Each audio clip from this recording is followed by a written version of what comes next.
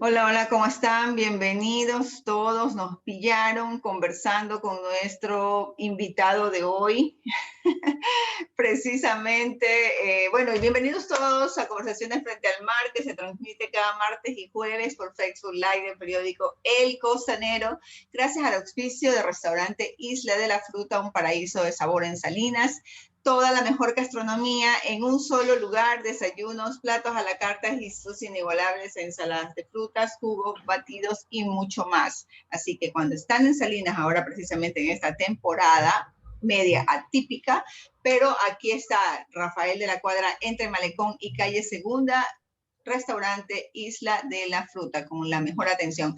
Y bueno, este jueves 18 de marzo conversaremos con Javier Perlaza Rodríguez. Él es sociólogo de la Universidad Salvador Allende de la ciudad de Guayaquil. Es una manera poco usual de nombrarla a la Universidad de Guayaquil. Bien, Javier, maestrante en cooperación internacional para el desarrollo de los pueblos de la Universidad Tecnológica de México, estudiante de la especialidad en investigación social por el Instituto Latinoamericano de Investigaciones. También ha tenido un paso por la docencia en la Universidad Estatal de Santa Elena. Ha sido jefe responsable del Departamento de Seguridad Ciudadana de la Gobernación del Guayas, miembro fundador de Consultores Asociados del Ecuador, asesor y articulador de ONGs. Con él vamos a conversar esta tarde sobre institucionalidad pública frente a la seguridad ciudadana. ¿Cómo está, Javier? ¿Cómo le va? Hola, buenas tardes, Olga. Un gusto saludarle. Muchas gracias de antemano por la invitación a su diario, a su canal. Espero pues que tengamos en este espacio de tiempo un momento bastante ameno, agradable, ¿no? Y un saludo también para todas las personas que ya están conectadas y que de pronto verán el reprise de este programa. Por supuesto que sí, y como por ahí nos habrán pillado, nosotros estábamos previamente conversando, porque a veces es así, o sea, yo me adelanto a conversar con mis entrevistados mientras estamos revisando técnicamente toda la instalación de este programa, pero es que es bastante apasionante el tema de la función pública, de la institucionalidad de estas como tal a nivel de lo público. Realmente es apasionante cuando nos gusta, cuando trabajamos realmente basado y apegados a derecho, a lo legal y a la responsabilidad asumida. Desde los diferentes niveles de gobierno. Es algo muy apasionante porque siempre hay cosas por hacer y siempre es posible hacer todo lo que nosotros querramos, siempre y cuando tengamos el compromiso de servir a nuestra comunidad. Y en la actualidad, y justamente hablando con Javier, tuve pues la oportunidad de conversar respecto a esta situación que se genera en torno a hace algunas semanas atrás, en torno a las problemáticas que se generó en la cárcel y con toda esa mortandad, porque no podemos decir que fue un muerto, dos muertos, o sea, fue algo bastante grave que en la actualidad y al momento, pues todos estamos allí, no sé si a espera de alguna noticia, si es que se están generando acciones, no lo sé. Sé que hay diferentes niveles de gobierno para tratar los temas, cada uno tiene sus responsabilidades, sin embargo, él como conocedor de cómo se mueve el aparataje público y político dentro de una gobernación, en este caso una de las más importantes dentro del país, como es la gobernación del Guayas. Cuéntanos un poco cómo ha sido ese paso por esta institución, cuáles son esos aprendizajes que vienes teniendo que puede y nos permite conversar ahora. Ok, gracias, Olguita. Bueno, en realidad, si nos centramos en el tiempo, en el paso, eh, en la gobernación del Guayas, creo que fue un proceso bastante interesante, ¿no? Obviamente, pues, de pronto igual para las personas que quizás no lo sepan, la gobernación de la provincia del Guayas es una de las gobernaciones más importantes dentro del país, ¿no? Precisamente se dice que es la más importante porque en Guayas es donde básicamente el 65%, un poquito más o un poquito menos, es donde se cometen la mayoría de los delitos a nivel nacional. Entonces eso hace que esta gobernación, dado que los gobernadores tienen un rol un rol sumamente importante dentro del tema de la seguridad ciudadana. Básicamente es su rol principal, es su columna vertebral, y diría yo, si habría que evaluar el trabajo de un gobernador, sería por el tema de los índices de seguridad en su provincia, ¿no? Entonces, dado de que esta provincia pues, tiene esa connotación de ese peso delictual que acabé de mencionar, pues definitivamente hace que el trabajo sea bastante fuerte en este tema, en relación a este tema. Y ese paso nos dejó algunos aprendizajes, ¿no? El gobernador tiene como característica también, otra de sus características es el representante del Ejecutivo dentro del territorio, ¿no? Por ese hecho, eso le permite a esta persona, ¿verdad? A través de la institución como gobernación, articular a las demás instituciones del Estado central y también a los gobiernos seccionales, ¿verdad? A fin de establecer de pronto algunas acciones que no es que se las diseña en ese momento, porque ya la política pública de seguridad nacional, ya hay todo un marco jurídico, hay todo un aparataje, hay programas, hay proyectos, etcétera. Y hay obviamente instituciones que tienen la responsabilidad de manera directa y otras instituciones que son parte también de todo este sistema y subsistema de seguridad a nivel nacional. Entonces el gobernador, para ponerlo así, articula a todo el resto de las instituciones públicas. Cuando decimos instituciones públicas nos referimos a todas, ¿no? Al Ministerio de Salud Pública, al Ministerio de Educación. A veces la gente podrá decir, ¿y qué tiene que ver el MSP con seguridad? ¿O qué tiene que ver el Mineduc con Ministerio de Educación con seguridad? ¿Qué tiene que ver la Junta Parroquial de una parroquia X en los temas de seguridad ciudadana? ¿Qué tiene que ver CEMEL? ¿Qué tiene que ver, por ejemplo, el registro civil? O sea, la gente de pronto desconoce ese funcionamiento, pero todas las instituciones del Estado tienen un rol en el campo de la seguridad ciudadana. Entonces, la Constitución del 2008 marcó la cancha, por decirlo así, para este tema y estableció de manera muy específica algunos roles y funciones, no solamente desde el Estado, ¿no? Como Estado, en los artículos 3 y en el artículo 8, indica la Constitución que es deber primordial del Estado garantizar a los habitantes el derecho a una cultura de paz, ¿verdad? Eso mencionan estos dos artículos de la Constitución. Luego el artículo 147 de la Constitución de la República establece que el presidente o presidenta de la República deben de velar por el mantenimiento de la soberanía, de la independencia del Estado, del orden interno y de la seguridad pública. El artículo 163, estoy yendo en este contexto del marco jurídico para luego aterrizar en el contexto institucional. No podríamos ir al contexto institucional sin de pronto por lo menos colocar 3, 4 artículos del marco jurídico, ¿no? Luego en el 163 de la Constitución ya habla de una institución específica en el campo de la seguridad ciudadana y orden público. O sea, ya la Constitución es clara en ese sentido.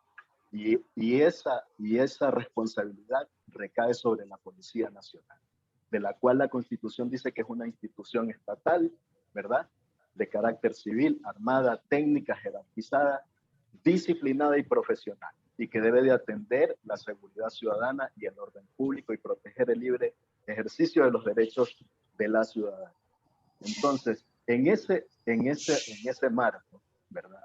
En ese marco jurídico, a partir de ese marco, y ya en el 2009 la Asamblea Nacional aprobó por primera vez la Ley de Seguridad Pública del Estado ecuatoriano.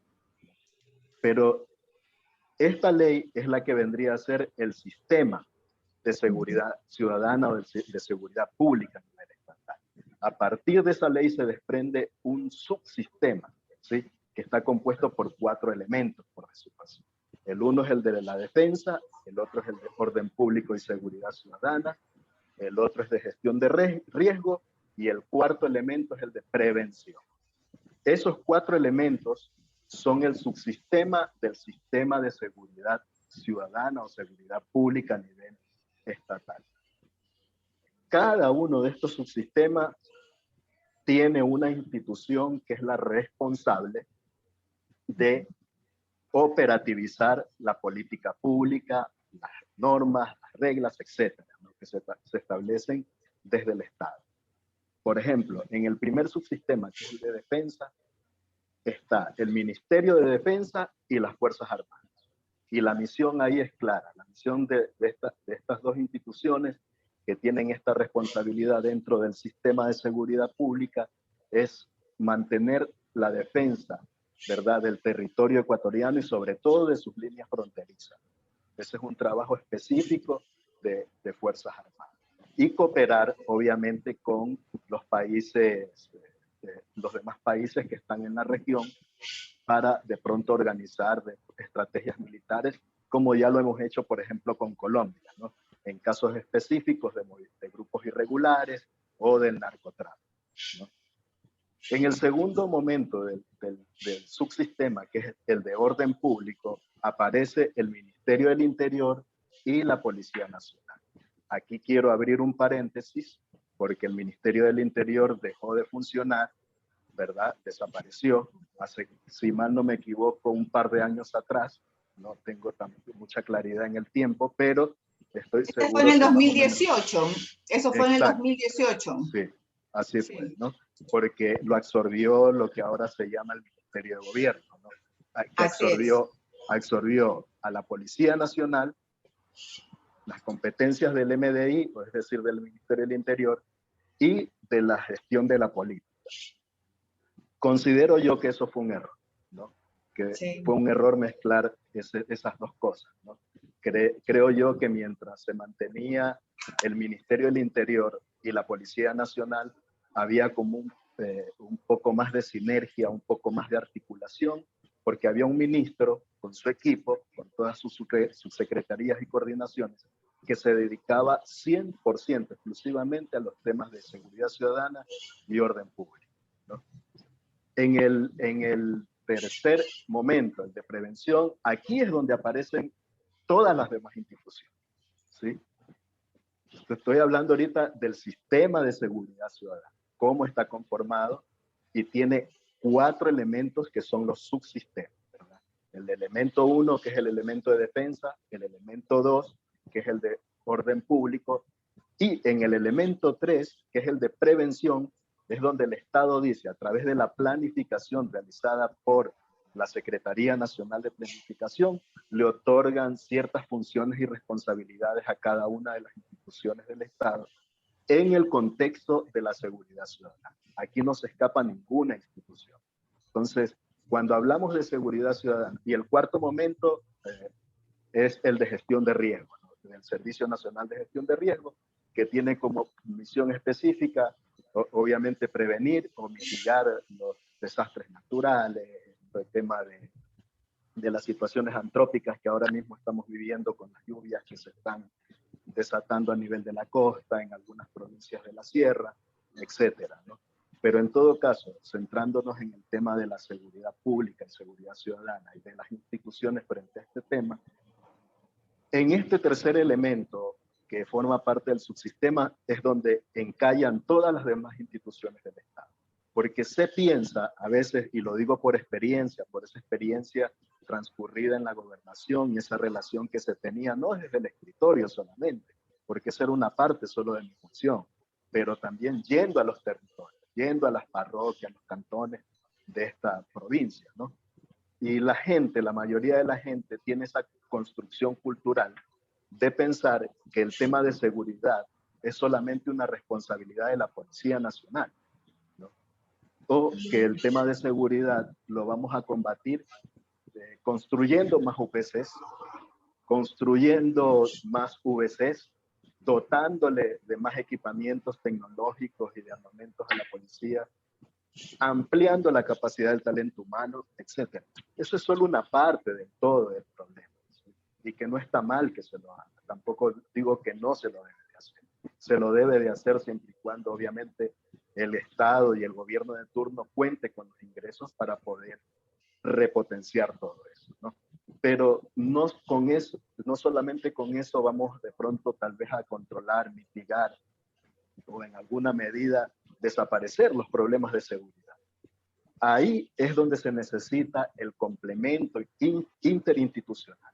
Ahí es donde se necesita que las demás instituciones del Estado comprendan su rol en el marco de la seguridad ciudadana. Yo recuerdo, por ejemplo, que en ocasiones íbamos a las unidades educativas de toda la provincia, ¿no? Y a veces yo iba en las noches. Coloco aquí un ejemplo específico, tipo 6, 7 de la noche, ¿no? Que estaban saliendo los chicos de los horarios de la tarde. Matutinos. Vespertinos. Vespertinos. Sí. Y de repente observábamos que las calles principales eran totalmente oscuras. Totalmente oscuras. Y obviamente, desde la teoría de las ventanas rotas, que es una teoría de la psicología social, esta teoría indica que cuando uno abandona un lugar, por ejemplo, si usted abandona un espacio público, un parque, y ese parque se deteriora, ese parque está lleno de monte, de maleza, las luminarias están hechos pedazos, ¿quién cree usted que va a ir a habitar a ese parque? Las personas que están dedicadas a cometer delitos, a robar, a violar, a estafar, etc. Entonces, en un escenario como el que le estaba manifestando hace un rato, ¿no? Vas a una escuela, a una institución educativa, te paras afuera, 6:30, 7 de la noche, y te das cuenta de que 2 cuadras donde transitan la mayoría de los estudiantes y los profesores están totalmente oscuras. Entonces, ¿cuáles eran los reportes de los profesores? Que todo el tiempo les robaban, que había problemas de microtráfico en el entorno de las unidades educativas. Entonces, ¿qué hicimos? Convocar a CENEL, ¿verdad? Establecer, obviamente, reuniones interinstitucionales, no solo con CENEL, sino con otras instituciones del Estado. En este caso puntual, le pedimos a CENEL primero que nos haga un diagnóstico de todas las instalaciones, de todas las luminarias en cada una de las unidades educativas, al entorno, 300 metros al entorno de las unidades educativas de la provincia. Pedimos un diagnóstico de eso. CENEL nos entregó el diagnóstico en unas 72 horas, porque estuvimos también ahí con todo lo que funciona en la función pública, ¿no? Que el siembra, el Kipux, la llamada, el WhatsApp, que llama al coordinador, todo eso que todo el mundo que ha pasado por la función pública sabe que lo tiene que hacer. Con el diagnóstico, ahora sí ya pudimos darnos cuenta dónde teníamos esa problemática, que quizás no era solamente en una unidad educativa X de un solo cantón. La teníamos en la mayoría de los cantones. Entonces, nos sentamos con CENEL, revisamos obviamente su capacidad presupuestaria y sus proyectos, y CENEL empezó a repotenciar luminarias en esas instituciones educativas donde teníamos esos problemas. Se redujeron los delitos, se redujeron. Con el tema del microtráfico, por ejemplo, ¿qué fue lo que hicimos? Sentarnos con la Policía Nacional, con su división específica, la de inteligencia, la de antinarcóticos, y pedirles que en 15 días necesitábamos resultados, ¿no? Y empezamos a ver reducciones, porque para esa época, estoy hablando del año 2017, teníamos un elevado consumo en adolescentes con el tema de esta droga H, ¿no? Y teníamos problemas con adolescentes de pronto que quizás estaban en las instituciones educativas y probablemente, presumiblemente, también estaban teniendo problemas de consumo a partir de lo que se generaba hacia afuera de las instituciones educativas. Entonces, siendo así, por lo menos en lo personal, me pude dar cuenta que sí se puede trabajar los temas de seguridad, ¿verdad? Cuando las instituciones, cuando hay interés también obviamente de las personas que están a la cabeza, que son responsables del cumplimiento de ciertas acciones, de la operativización de la política pública en los territorios. Es voluntad política, es voluntad de qué hacer en la que a veces nos hace falta. Ya tenemos un marco jurídico, tenemos diagnósticos, tenemos herramientas, tenemos una constitución que es la más garantista de derechos a nivel del mundo. O sea, ¿qué es lo que nos falta en este país? Voluntad para hacerlo.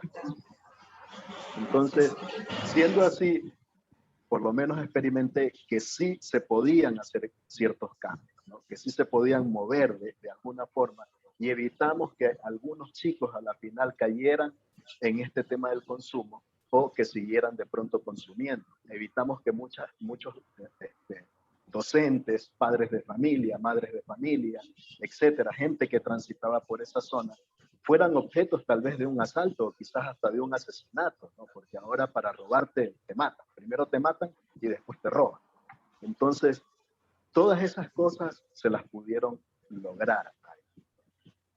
Cuando se entiende que el sistema de seguridad ciudadana no es solamente una cuestión de la Policía Nacional o de las Fuerzas Armadas desde el punto de vista del tema fronterizo, de control de armas, que es un poco más las funciones de las Fuerzas Armadas, ¿verdad? Sino que también todas las demás instituciones del Estado tienen que articularse, ¿sí? Para garantizar este derecho en la ciudad. Cuando las instituciones del Estado comprendan eso, cuando las personas que llegan a los cargos públicos, a los cargos de jerárquico superior, los ministros, las ministras, gobernadores, gobernadoras, coordinadores, directores distritales, etcétera, llegan a esos cargos, comprendan que también tienen un rol dentro del marco de la seguridad ciudadana, yo creo que va a ser posible que vayamos viendo mejores resultados en ese sentido. Definitivamente estoy de acuerdo, sobre todo en los temas de voluntad, ¿no? El tema de la voluntad de trabajar y de gestionar, de poder revisar todo desde el marco legal hasta las diferentes opciones que cada uno de los funcionarios tiene por hacer, desde el sitio en donde se le haya dado la oportunidad de servir, y porque esta es una oportunidad de servir, pues va a lograr grandes éxitos en su gestión. Pero ¿cómo quedan? Y cuando estábamos hablando antes de entrar precisamente a esta conversación, ¿cómo queda en estos funcionarios o estas funciones del Estado, como es en el caso de la gobernación, de la policía, frente a las crisis que se manejan, por ejemplo, en el tema carcelario? Que entonces no entra la policía, de pronto la gobernación por ahí también hace alguna gestión, sin embargo, entran los militares ya a tratar de paliar un poco todo lo que el desmán que se ha producido y que ha sido por motivos de qué.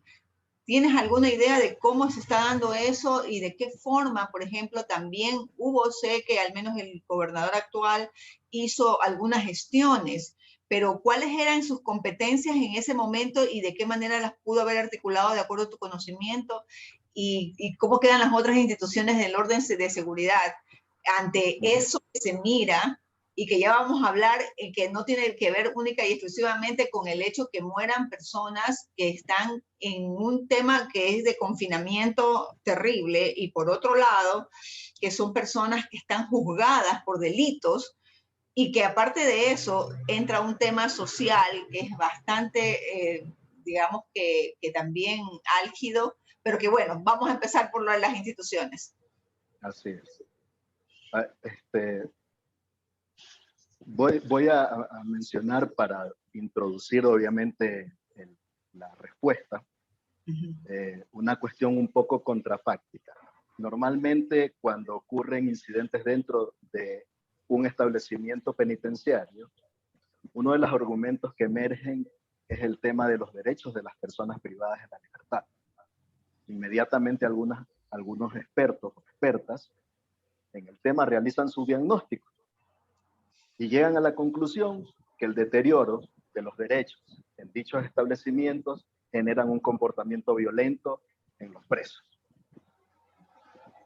Y pare de contar. O sea, si a mí me traen un informe de ese tipo, yo pregunto, ¿para qué fuiste?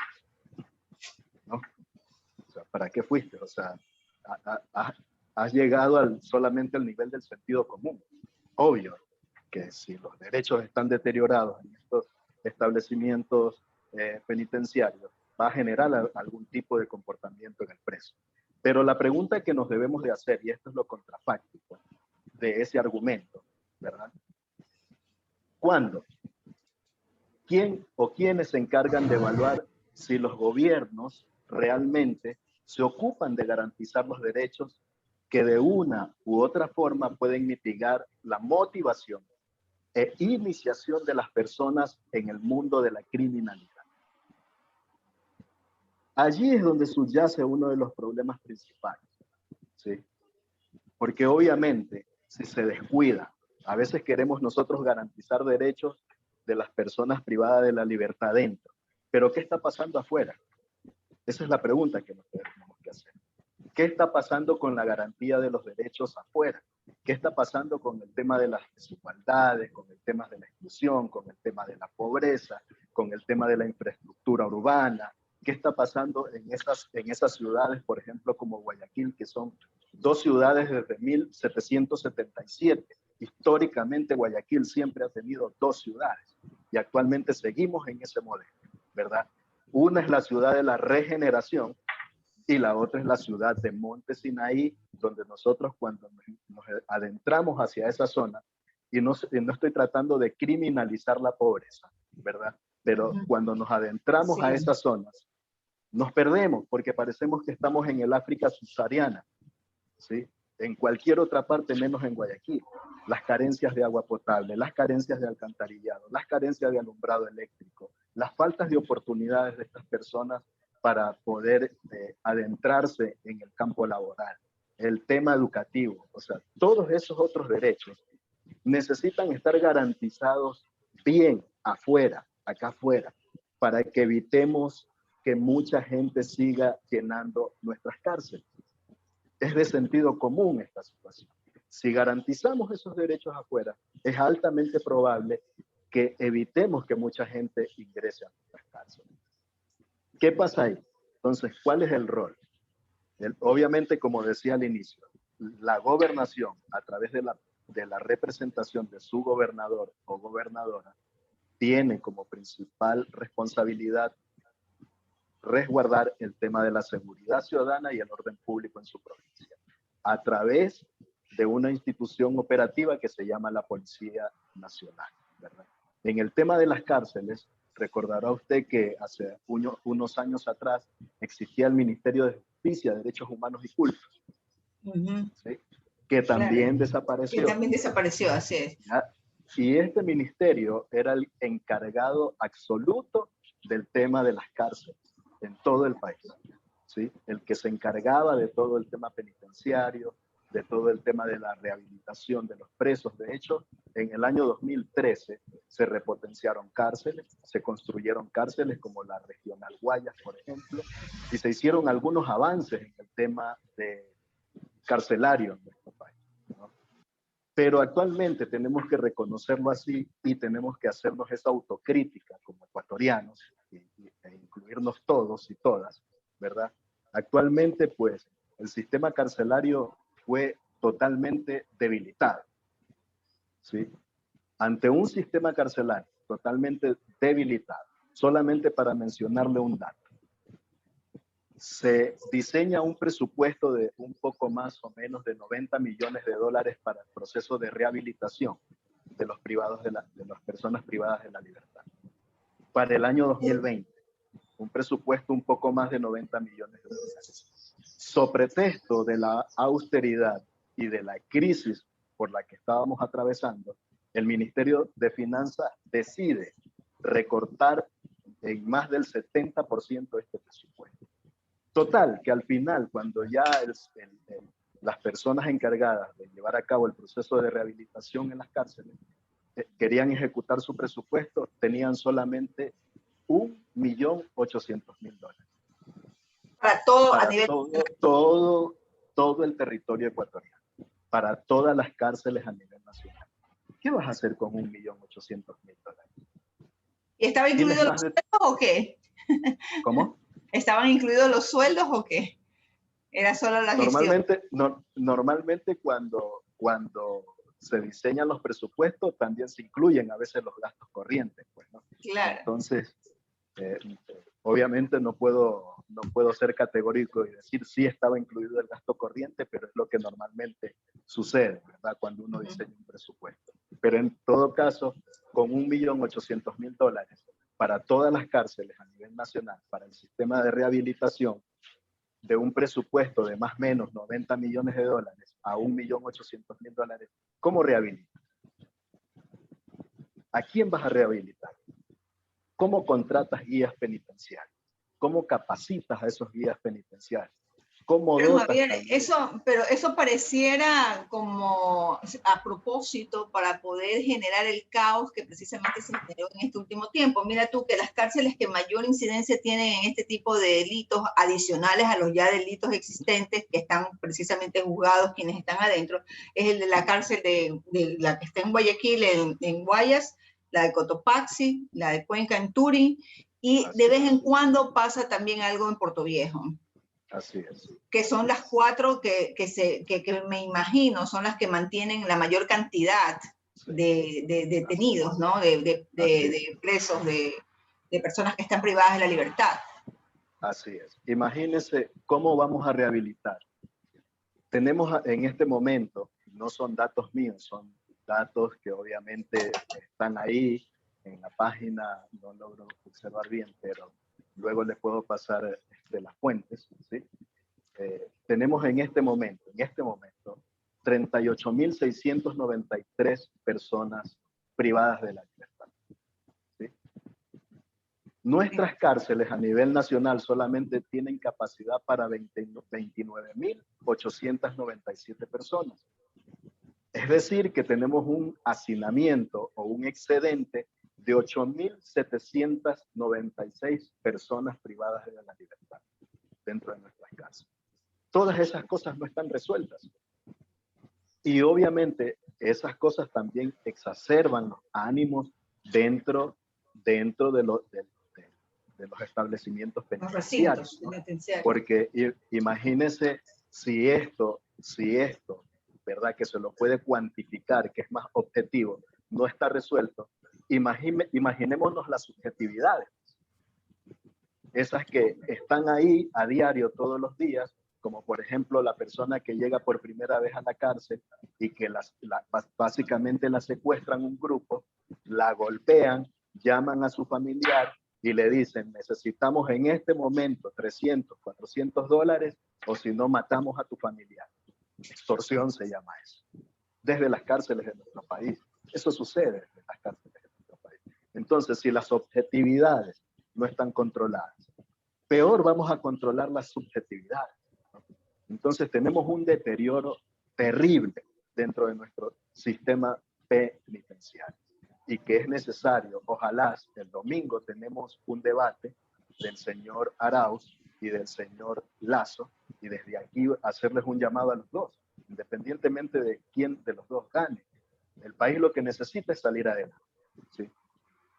Y necesitamos un plan, un programa que retome muchas cosas buenas y positivas que ya hay actualmente en la política pública, en los programas, en los planes que tienen que ver con el tema de seguridad ciudadana, ¿no? Que lo retomen, que nos presenten a la ciudadanía, porque si hay tres temas principales que yo creo que se deberían de debatir fuertemente. Uno es el de salud, y específicamente con el plan de vacunación, que se transparente el plan de vacunación. Dos, la economía. El Producto Interno Bruto del Ecuador cayó en el 11% hasta el 31 de diciembre del 2020. Por encima de América Latina. América Latina está en el 7,7%. Nosotros caímos al 11%. ¿Sí? Y tercero, es este tema el que estamos tratando, el de la seguridad ciudadana, que se puede todavía hacer, se puede controlar, se pueden mitigar algunos elementos y factores. Entonces, una gobernación representada a través de su gobernador, obviamente cumple un rol ahí, ¿no? Que el gobernador, así como le mencionaba hace un rato atrás, su primera acción debió ser, creo que la hizo, o sea, quiero creer que la hizo porque vi algunos reportajes del gobernador Luis Chonillo en la penitenciaría aquí y también en la regional de Guayas, ¿verdad? Entonces, de hecho, creo que instalaron una mesa de seguridad ahí en una de las dos cárceles. Entonces, esa es una de sus funciones. Articular, obviamente, en ese momento, en el momento en que estaban sucediendo, que se reportaron los primeros incidentes en la cárcel, ¿verdad? Cuando ya se reportó que los presos se habían sublevado, que se habían tomado las puertas de las cárceles. En ese instante el gobernador tenía que haber convocado a su comité de seguridad. En ese mismo momento, ¿verdad? Dicho comité que está conformado por la Policía Nacional, que es el operador técnico del comité provincial, en este caso en la representación del general de la zona 8, ¿verdad? Porque era aquí en Guayaquil el suceso. Luego, todos los demás generales o comandantes de los distritos de toda la zona 8, la ATM, la Comisión de Tránsito de Guayaquil, Cuerpo de Bomberos, Fuerzas Armadas, Servicio Nacional de Gestión de Riesgo, Ministerio de Salud Pública, en fin, todas, el ECU 911, todas esas instituciones debieron de ser convocadas en el momento en que salió la primera alerta, porque ya que los presos se sublevaran y se tomaran todas las puertas de las cárceles y algunos pabellones, eso ya estaba colocando una alerta fuerte de que lo que se venía de ahí en adelante iba a ser totalmente desastroso. Y fue lo que sucedió, ¿sí? Se contabilizaron 79 personas fallecidas.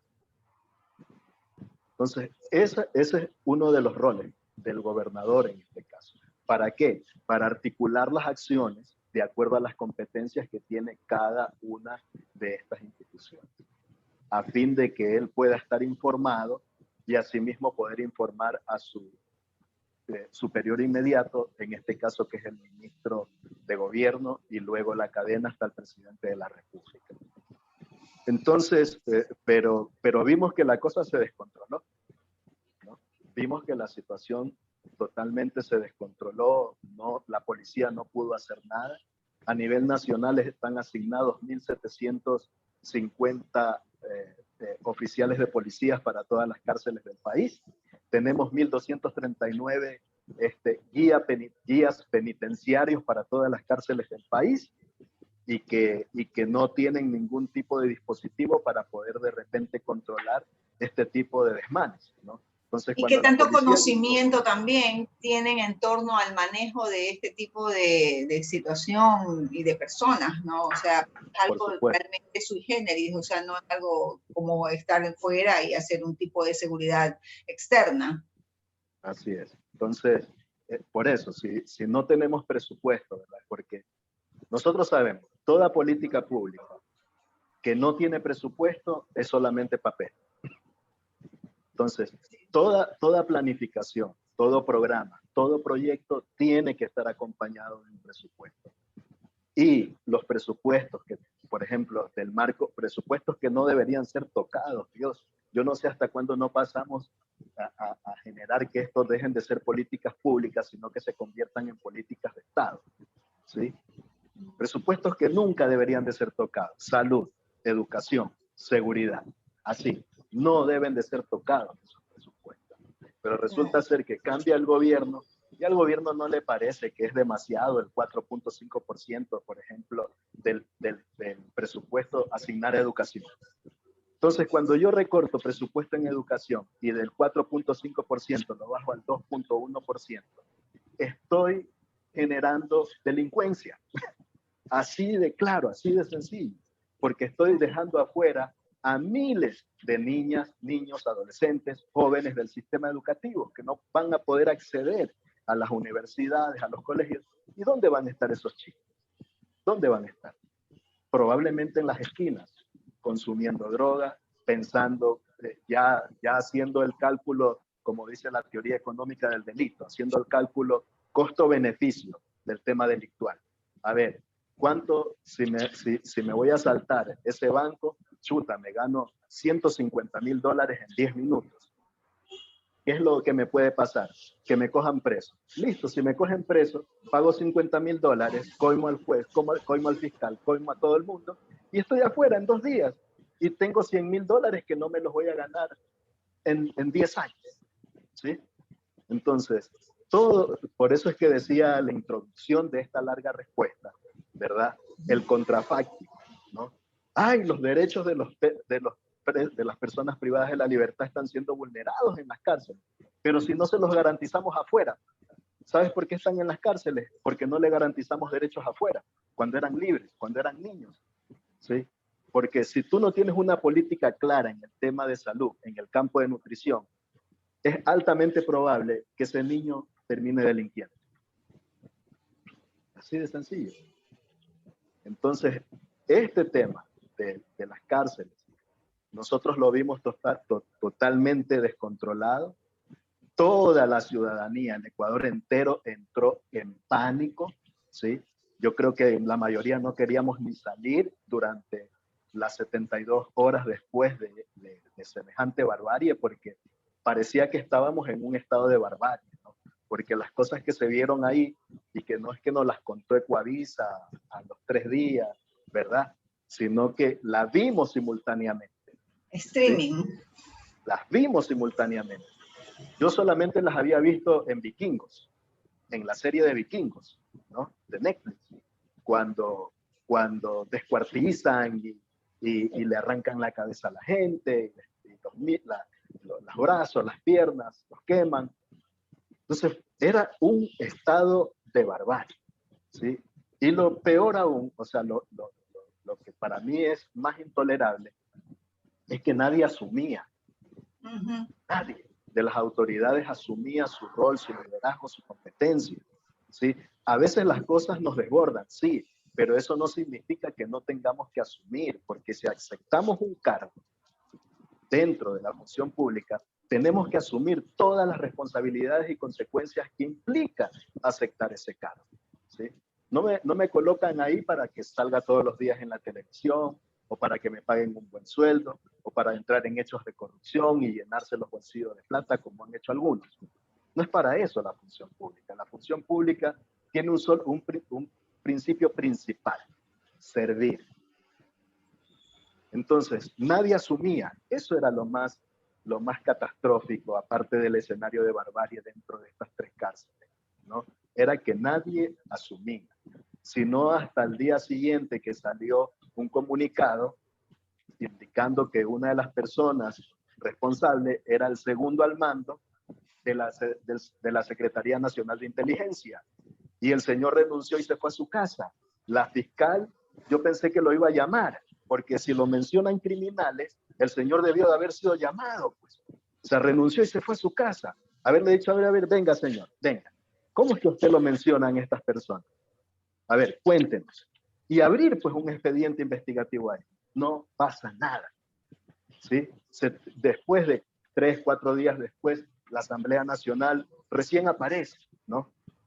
Y le hace un llamado al ministro de gobierno de ese momento, que a los 2 días creo que terminó renunciando después de su comparecencia en la Asamblea Nacional, y lo llama al ministro, llama al responsable del Servicio Nacional de Inteligencia, llama a las responsables del cuidado y del proceso de rehabilitación de todas las cárceles, y nadie asumía.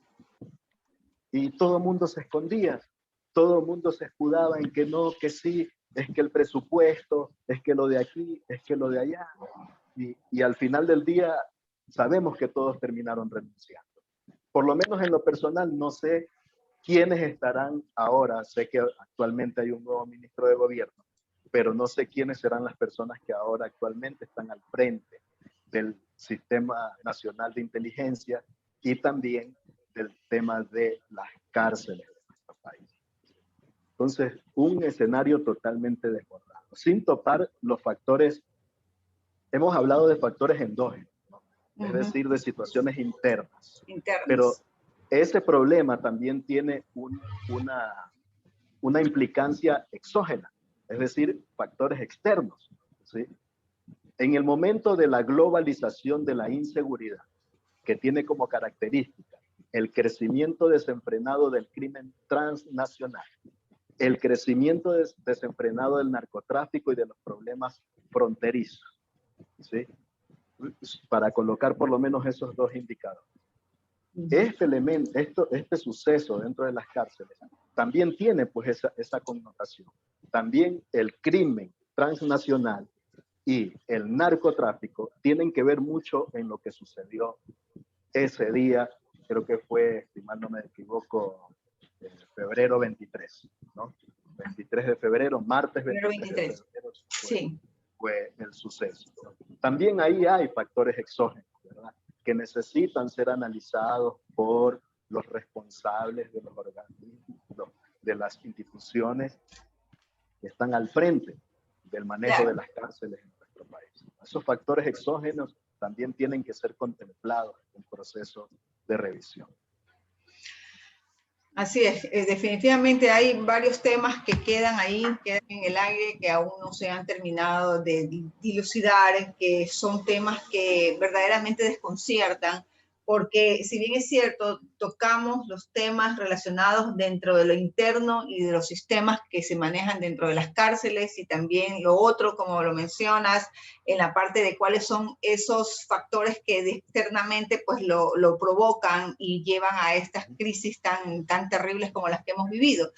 Pero hay esa otra parte que me parece realmente también angustiante. Si bien es cierto, es una comunidad de PPL que tiene una cantidad de X, en este caso más de 30.000 personas, pero está el grueso de toda la comunidad ecuatoriana, que estamos hablando de cerca de 17 millones de personas, en donde todos estamos abocados a mirar esto que lo has catalogado perfectamente bien como una barbarie. Hemos descendido de lo que queremos llegar a ser una ciudad civilizada con vías de desarrollo y tanta cosa, que sin embargo cosas como esta nos dejan muy mal parados, no solamente localmente, sino también ante la mirada internacional.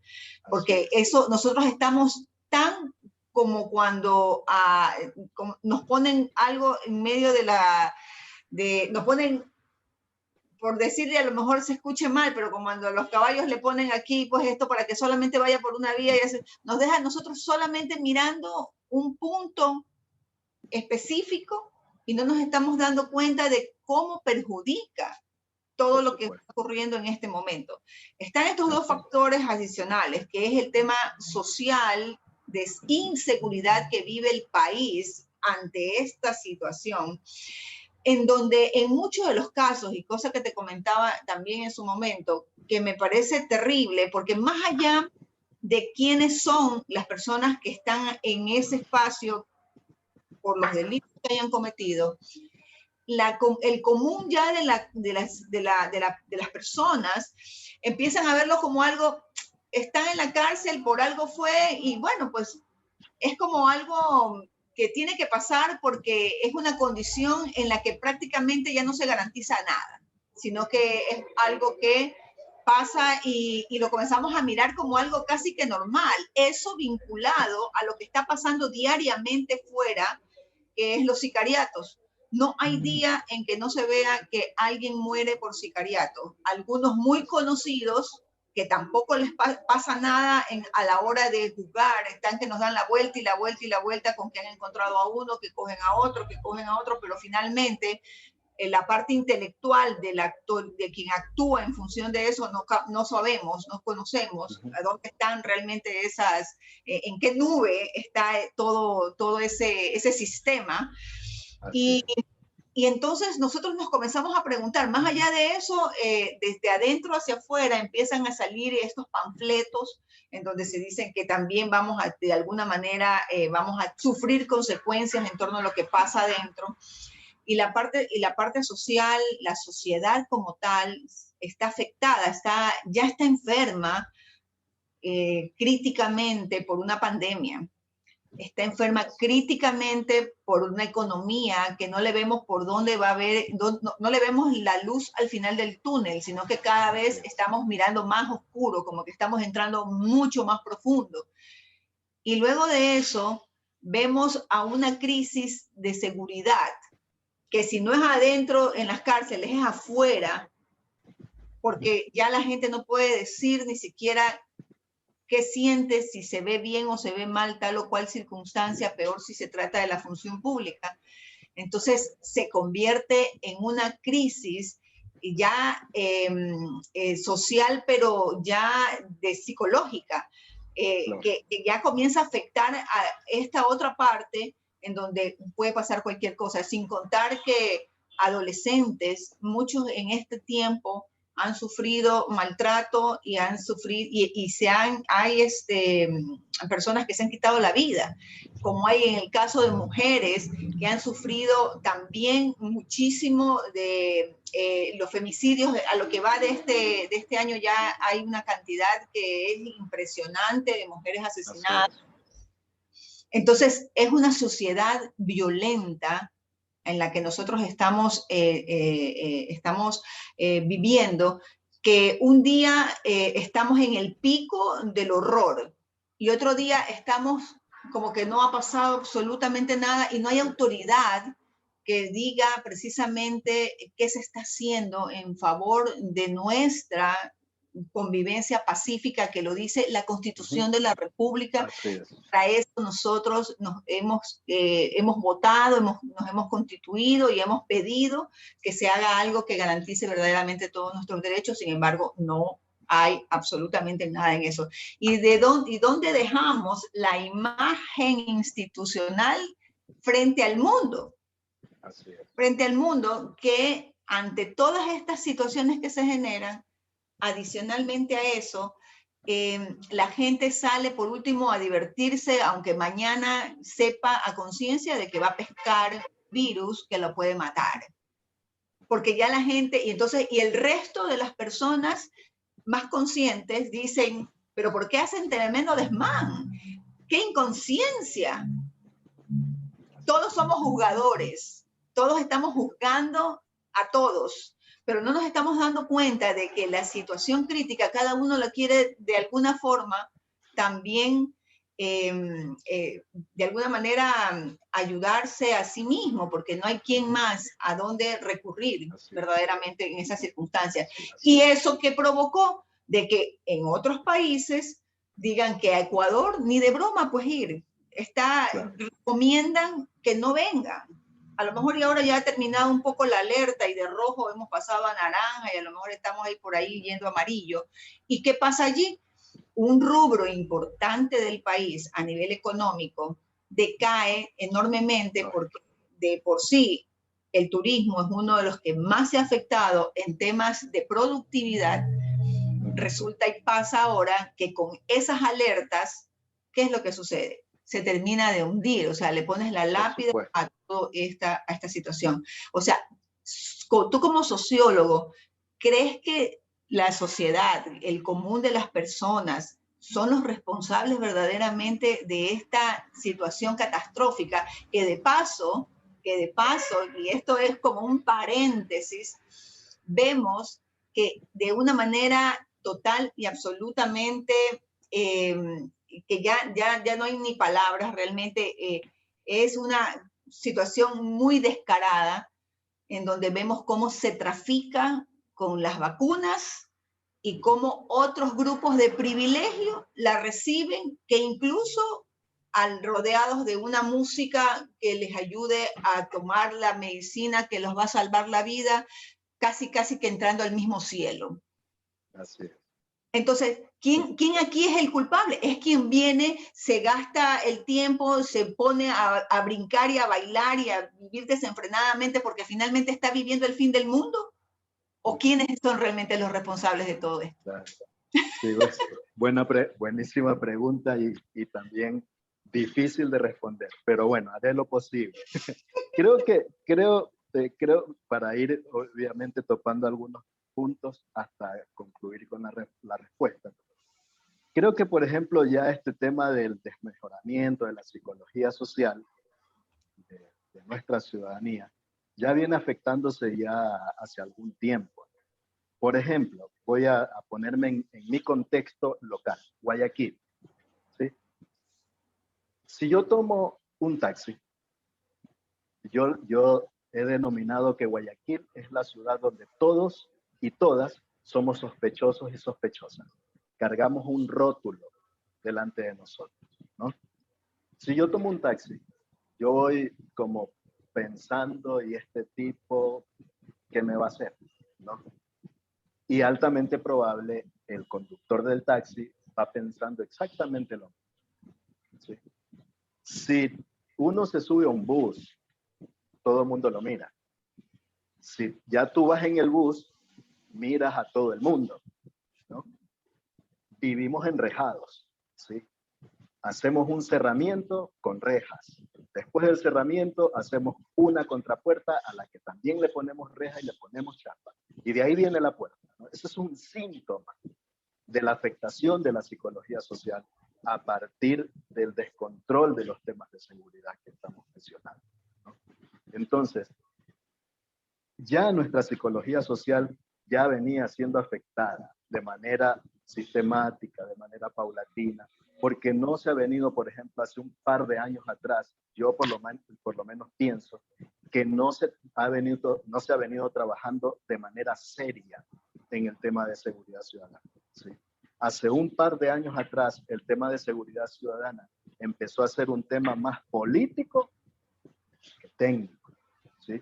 Y como decía hace unos minutos atrás, que para mí fue un error fusionar Ministerio de Gobierno y Policía Nacional. ¿Qué tiene que ver la Secretaría de Gestión de la Política con la Policía Nacional? Terminamos politizando a una Policía Nacional.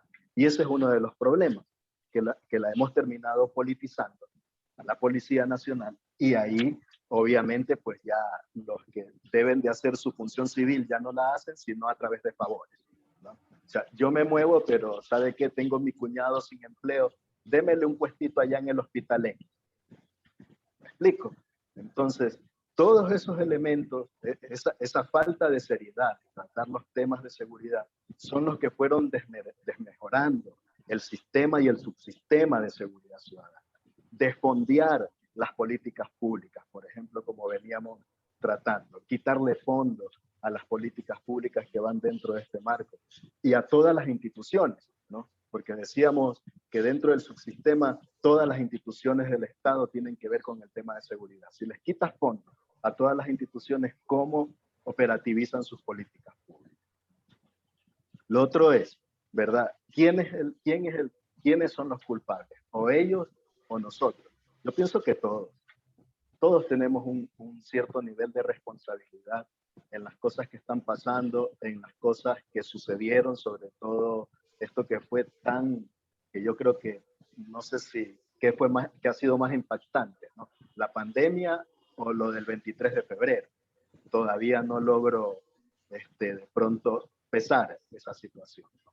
Pero ese nivel de situaciones que estamos viendo, ¿no? Lo que usted mencionaba, donde la gente decía, no, ya es uno más que mataron porque está metido en este tema de tráfico, porque justamente la policía, para no hacer con eficiencia su trabajo, sale y dice y da un informe. Es que el que mataron allá en la esquina tenía que ver con temas de narcotráfico, pero nunca se resuelven esos delitos. Tenemos decenas y centenas de personas que han sido acribilladas afuera de su casa, etcétera, etcétera. Y jamás hemos tenido un reporte que nos digan, hemos atrapado a las personas que cometieron el sicariato en Quevedo el día 29 de febrero, por ejemplo, ¿no? No tenemos esos informes, tenemos solamente los informes catastróficos, ¿no? Lo que nos muestran los canales de televisión y lo que nos muestran las redes sociales y lo que la policía nos dice. Entonces, con todo ese tipo de información, que no es información positiva, sino que solamente tenemos la información negativa, obviamente que vas desnaturalizando esa parte humana de la ciudadanía, ¿sí? La vas desnaturalizando a partir de eso, de esas narrativas que se construyen desde los medios de comunicación, ¿verdad? Desde las redes sociales, que son implacables, ¿sí? Las redes sociales son implacables y volátiles, porque ahorita te pueden poner en el tope de la fama y mañana eres el peor ser humano del mundo. Eso pasa con las redes sociales. Entonces son implacables, que no están controladas, que no están reguladas, que todo el mundo puede hacer, subir y decir lo que quiera. Y a eso le sumas una narrativa donde la Policía Nacional, usted se puede imaginar que ocurran 3 sicariatos en Nueva York. 3, en una sola hora, por ejemplo. ¿Qué cree que va a pasar? ¿Qué cree que va a pasar en Nueva York, en Estados Unidos? ¿Qué cree que va a pasar? Van a votar al gobernador del estado, van a llamar al alcalde de la ciudad y van a sacar al jefe de policía de la ciudad inmediatamente. Eso no tiene por qué ocurrir. Y le van a dar 72 horas a los siguientes para que los crímenes estén resueltos. Así de sencillo. Eso no pasa acá. ¿Sabe por qué no pasa? Porque vuelvo al tema. Porque hemos politizado el tema de seguridad ciudadana. ¿Sí?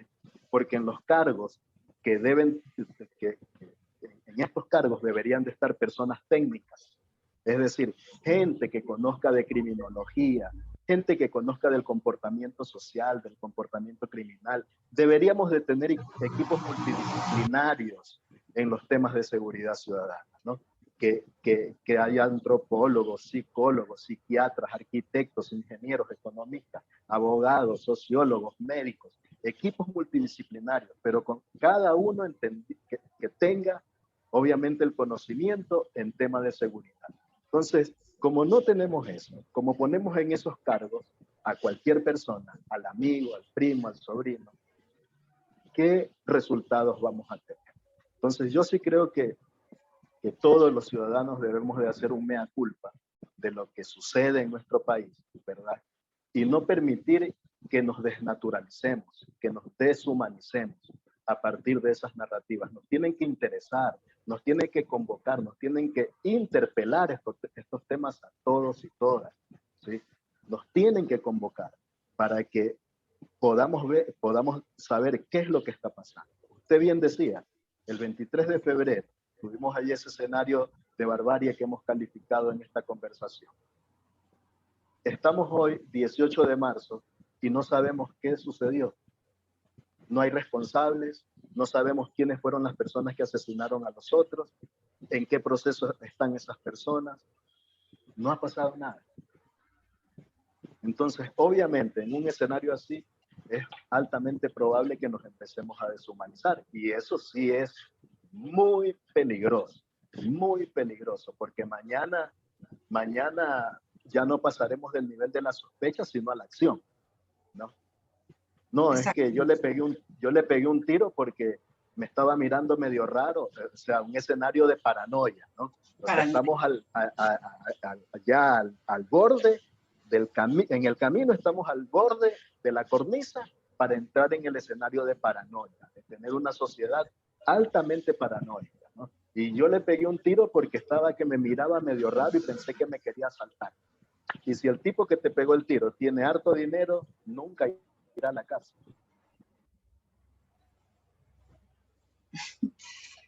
Así es, lamentable. Javier, se ha quedado congelada la imagen. Se nos ha quedado congelada la imagen en este momento. Y estamos a las 18:03. Ha sido esta una conversación que no tiene fin. Definitivamente es muy, muy largo y son muchos temas que tocar dentro de este tema, sobre todo institucional. No sé si regresa Javier. Si regresa Javier, quiero tomar este momento hasta que él vuelva.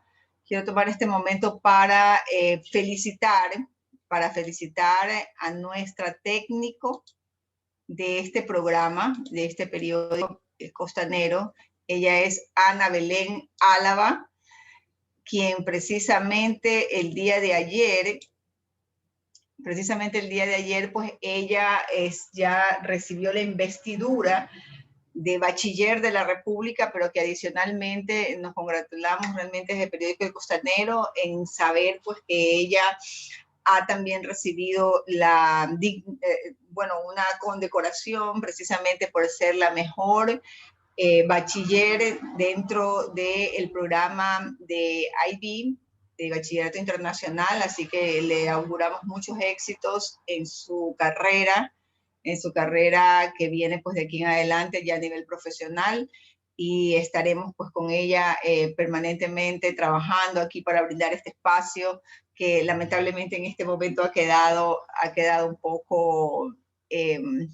estamos teniendo un problema técnico, precisamente, bueno, con la persona que teníamos de invitado, con Javier Perlaza Rodríguez, con quien hemos tratado un tema que verdaderamente es importante, el que nosotros comencemos a mirar un poco más allá de qué es lo que está ocurriendo, de cómo está ocurriendo, y estamos a las puertas de unas elecciones. y esto pues se hace mucho más necesario el que nosotros podamos tener un poquito más de revisar la historia.